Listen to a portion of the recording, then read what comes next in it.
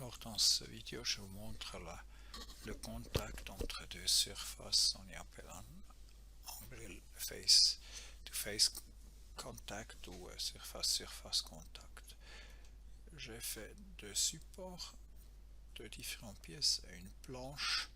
Là, cette planche fait flexion parce que je pousse sur une pièce ici avec une tonne et je regarde ce qui se passe, 1 mètre à longueur, 20 mm hauteur. Et vous voyez ce qui se passe, hein. Je fais nouveau fichier FM et SIM. Dans les solutions, je change les chaussures pour solver itératif. Sur le case control, je dis je veux aussi comme résultat les choses de contact, hein. Résultat de contact activé, ok. Et puis parce que ça peut donner beaucoup de mouvement, hein, parce que cette planche pour commencer à glisser, vous voyez plus tard, je fais le paramètre bailout minus 1, et si vous trouvez le bailout minus 1, ok, avec ça tout est fait.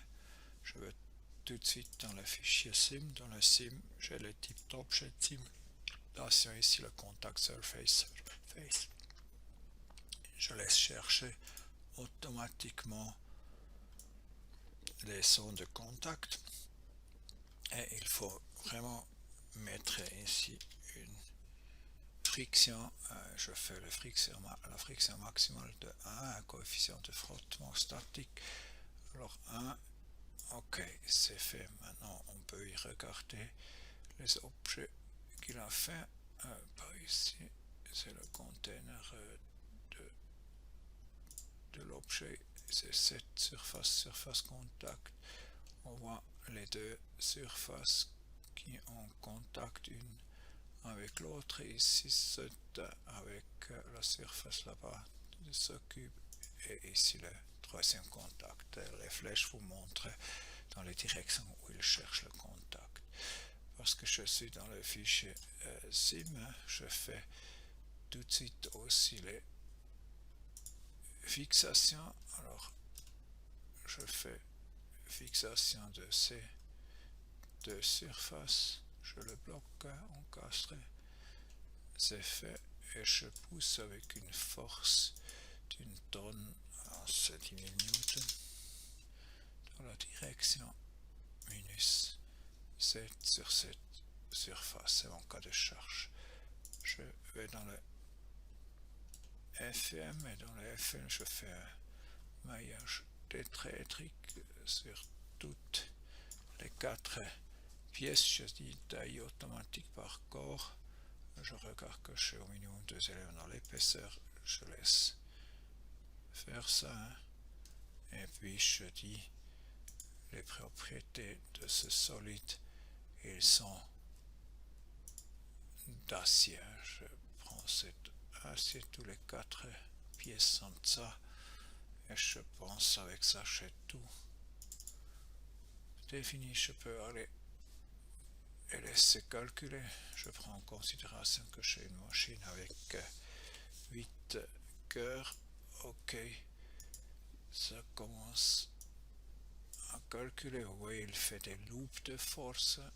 Dans les graphismes, on a maintenant une critère de convergence qui s'appelle aussi contact convergence. Il faut venir en bas, hein. Alors vous voyez, ça diminue. C'est les séparations et nœuds ensemble, hein. Après 14-18, normalement il arrête. Je laisse tourner simplement 20. Contact, convergence, je regarde le résultat. Aucune erreur, hein. Ça va bien. Je regarde le résultat de déplacement et c'est déjà assez bizarre ce qu'on voit là, n'est-ce pas?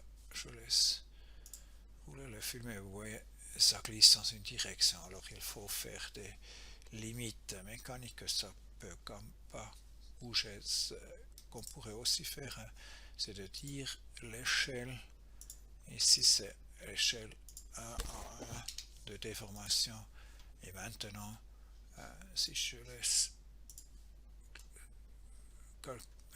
visualiser ça, vous voyez, ça donne une certaine flexion, et cette flexion c'est à peu près 6 mm, mais il existe aussi une certaine glissement. Alors, comme je dis, il faut faire des limites mécaniques. J'arrête, je regarde les contraintes d'éléments, et typiquement, vous voyez ces flexions là-bas, hein, mais je peux aussi regarder la pression de contact, et parce que cet acier donne beaucoup de force dans les arêtes là, ça vous voyez, mais la convergence c'est pas très bien, il faut faire des éléments beaucoup plus petits aussi. Ici il semble que simplement ce nœud porte beaucoup et un peu ça, hein, mais il y a là un problème un peu de convergence. Si vous augmentez les nombres des éléments très vite, ça prend beaucoup de temps pour calculer. Alors c'est ça ce que je voulais